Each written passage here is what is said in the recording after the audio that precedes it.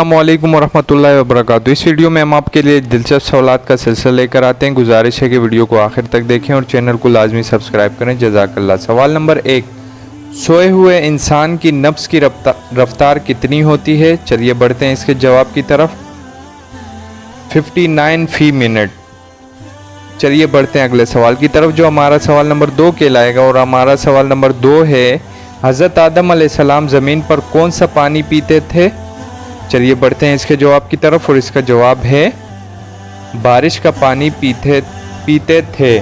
चलिए बढ़ते हैं अगले सवाल की तरफ जो हमारा सवाल नंबर 3 कहलाएगा। और हमारा सवाल नंबर 3 है, हज़रत नूह अलैहिस्सलाम कितने अरसे तक कश्ती में सवार रहे? चलिए बढ़ते हैं इसके जवाब की तरफ और इसका जवाब है 6 माह तक हज़रत नूह अलैहिस्सलाम कश्ती में सवार रहे। चलिए बढ़ते हैं अगले सवाल की तरफ जो हमारा सवाल नंबर 4 है, इंसान एक रात में कितनी बार सांस लेता है? चलिए बढ़ते हैं इसके जवाब की तरफ और इसका जवाब है 6500 मरतबा। चलिए बढ़ते हैं अगले सवाल की तरफ जो हमारा सवाल नंबर 5 है, कलाई पर बांधने वाली घड़ी कब ईजाद हुई? इसी तरह हम आपके लिए दिलचस्प सवालात का सिलसिला लेकर आते हैं। 1790 में हुई।